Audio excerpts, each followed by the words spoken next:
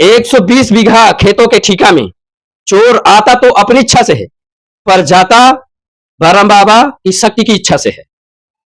हाँ, अब मैं इस पर चर्चा कर रहा हूं, बात बता रहा हूं कि भैया अब आप कहोगे कि ये भैया नया, ये नई कहानी कहां से बता रहे हो, सुना रहे हो। तो मैं एक नई कहानी नहीं बता रहा हूं, सुना रहा हूं मेरे दादाश्री के अपने स्वयं के सबूत और प्रूफ सहित वीडियो भरे पड़े हैं। तो आप चैनल में जा सकते हैं और देख सकते हैं।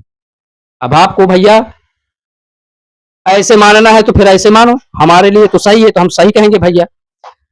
पर ये बात आज भी उन चोरों के लिए चुनौती बना है, चोरों के लिए चुनौती बना है। वहां ना कोई मूर्ति है बड़ी ना छोटी, पर एक पत्थर की, जिसे कहते हैं कि एक पत्थर की शिला है और पीपल का वृक्ष उगाया है। नहीं तो छोटे छोटे पीपल के वृक्ष हैं चरणों में, नीम का ही पेड़ है और गड़ी घाट के ठीका में चलता है नाम, पर हमारे गांव से 1-1.5 किलोमीटर दूर से है। पर हमारे गांव के ही ग्वालवंशी ही पूजते हैं, ग्वालवंशी ही वहां पूजते हैं। अब ग्वालवंशी भैया अब आप जिसे कहते हैं अपनी भाषा में यादव, अहीर, तो हमारे यहाँ ही उनको ब्रह्म बाबा को पूजते हैं और कुल देवता के रूप में। ऐसे तो कहते हैं ना कि भैया हर जाति मानती और पूजती है, और वहां पहुंचते हैं। कन्याकुमारी भजन कीर्तन संकीर्तन होते हैं, वहां ना कोई मंदिर है, एक पेड़ है नीम का। पहले चबूतरा भी नहीं बना था, तो आज से 4-5 साल पहले एक चबूतरा बनाया गया है, वो भी ब्रह्म बाबा की शक्ति द्वारा, हमारी इच्छा से नहीं कि हम अपनी इच्छा से ऐसे बनाए हैं। वो भी ऐसे ही एक सरकारी काम के द्वारा ही बनाया गया है। तो वो मैं कहानी बताऊंगा। पहले मैं बताता हूं कि भैया ये चोर वाली कहानी कैसे है। तो चोर वाली कहानी कैसे है कि वो चुनौती बना है चोरों के लिए भी, आज भी उन चोरों के लिए चुनौती बना है। अब आप जाकर भैया पूजा आराधना करने लगो, उसके भैया सेवक और पुजारी बन जाओ। देखो वहां कोई भी जाता है, नारियल फोड़ता है, पूजता है, मानता है, सेवा करता है, कोई भी जाता है। ये नहीं कि वहां ग्वालवंशी ही जाते हैं, वो भैया देवता सबके हैं। और वो देव में सबसे बड़े माने जाते हैं, जिसे कहते हैं ब्रह्म देव। अब आप अपने क्षेत्र में किस नाम से भैया जानते हैं? पीपल में ज्यादा वास करते हैं, ब्रह्म बाबा के नाम से, ब्रह्म देव के नाम से चलते हैं। और उन्हीं में से किसी कोई दर्शन करता है ब्रह्म राक्षस का, तो भैया पीपल में ब्रह्म राक्षस के दर्शन करने के बजाय ब्रह्मदेव या ब्रह्म देव के दर्शन करें तो बेहतर है और अच्छा है। नहीं फिर ब्रह्म राक्षस के दर्शन करोगे तो ब्रह्म राक्षस के पीछे पड़ोगे तो भैया जिंदगी हराम हो जाएगी, जिंदगी परेशान हो जाएगी। तो इसलिए ब्रह्मदेव और ब्रह्मदेव के ही पीछे पड़े हैं। तो वो आज भी चुनौती बना है, वहां कोई भी पहुंचता है, वहां नारियल फोड़ता है, पूजा करता है, आराधना करता है। और उस पत्थर की जो शिला है, अब हमारे पुरखों ने, बाप दादा पुरखों ने रखा है वो पत्थर की शिला, क्योंकि हम ग्वालवंशी ही के जो 120 बीघा का ठीका है वो हम लोगों के मतलब ठीके में रहते हैं, तो हम लोग ही उनको मानते और पूजते हैं। कोई वहां जाए अथवा पूजे अथवा ना जाए, पर जाता सब कोई है, हर जाति से वहां चढ़ावा चढ़ाता है, पूजता है।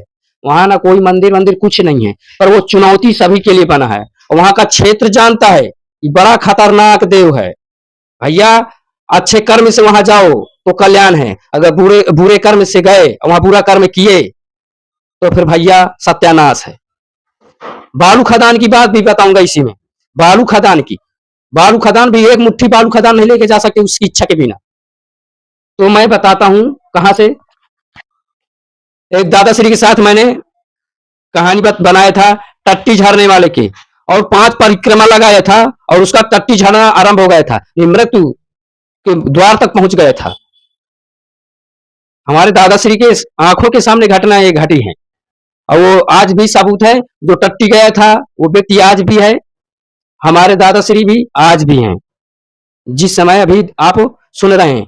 अब 50 साल बाद ये वीडियो देखोगे तो भैया दादाश्री नहीं रहेंगे, तो फिर भैया कोई आपके पास वो वीडियो सबूत नहीं है, पर वो स्थान रहेगा, ये भी बता सकता हूं। स्थान है हमारे गांव से 1.5 किलोमीटर दूर, 2 किलोमीटर दूर, 2 किलोमीटर मतलब हमारा पूरा वो पड़ता है, बोझा ओझा लाने का, खेत खलियान पूरा जो काम करना पड़ता है। पर मुख्य सेंटर में, केंद्र में वो स्थान बना है 120 बीघा के ठीका में, और वहां आसपास के क्षेत्र के जानते हैं कि बड़ा खतरनाक देव है। वहां अच्छे कर्मों से जाओ। और अगर वहां वो शक्ति बरम बाबा की, मतलब जो बरम बाबा है, क्रोधित हुए तो फिर भैया परेशान हो गए, फिर उसको बड़े उपाय, बड़े तिगड़म करना पड़ेगा। ये है। तो एक बार दादाश्री की मैं कहानी बताता हूँ। दादाश्री की अपनी कहानी बता रहे थे कि हमारे मतलब खेत जोतने पे, जो आषाढ़ सावन में खेत जोते हैं, तो एक बार पूरा स्थान में वहां बाढ़ आ गई थी, वहां के सभी के हल बह गए थे। मैं इसमें और कहानियां बताऊंगा, तो आपको मुख्य मुख्य बात बता रहा हूँ। फिर इसका विवरण जानना है तो दादाश्री वाले वीडियो में जाना पड़ेगा, वहां वीडियो आप पूरा देख सकते हैं। तो दादाश्री हमारे बता रहे थे कि ऐसे हल, मतलब बाढ़ में सभी का खो गया था, पूरा खेतों में यहाँ वहां बह गया था, चला गया था, कहीं किसी का अटक गया था पेड़ों में, तो सभी का हल मिल गया था। पर दादाश्री बताते कि हमारे पिताजी का हल नहीं मिल रहा था। तो दादाश्री बताते हमारे कि भैया हल नहीं मिल रहा था, तो रोज शाम को जब सोते थे तो बरम बाबा को कोसते थे, बोलते थे कि मैंने आपका क्या बिगाड़ा था कि सबका हल मिल गया पर मेरा क्यों नहीं मिल रहा, मैंने आपका क्या। तो 4-5 दिन ऐसे हुए, कोसते थे और जाते थे रोज खोजते थे, ढूंढते थे खेतों में, कहीं पड़ा तो नहीं, कहीं दबा तो नहीं है। फिर ऐसे एक दिन शाम ही का सवेरा था, दादाश्री बताते हैं रात का सोने के समय, कि बरम बाबा आए स्वप्न में और ऐसा थप्पड़ उनके खींच के मारा, और अचानक एक थप्पड़ मारा कि मुझे बदनाम कर रहा है, बगल में ही पड़ा है और बदनाम मुझे कर रहा है। बरम बाबा, बरम देव बोल रहे हैं कि देश को नहीं, मुझे बदनाम कर रहा है और पूरे हार हार ढूंढ रहा है, पर वो उस खेत में पड़ा है, उस खेत में नहीं जा रहा है, उस खेत में तेरा छंगा पड़ा है। और उस खेत में तो अचानक जगे। तो फिर हमारे जो दादाश्री हैं, इनसे अपने जो उनके पिता से, तो अपने पुत्र से, हमारे दादाश्री से बताने लगे कि अभी अभी बरम बाबा, बरम देव आए और ऐसा ऐसा बोला। तो जब सवेरा हुआ तो तुरंत पहुंचे और जिस खेत का नाम बताया था उसी खेत के पास पहुंचे, और उसी खेत में ढूंढा स्थान, तुरंत वो हल मिल गया। ये जीती जागती सत्य घटना है, ये काल्पनिक घटना नहीं है कि मैं आपको काल्पनिक घटना बता रहा हूँ।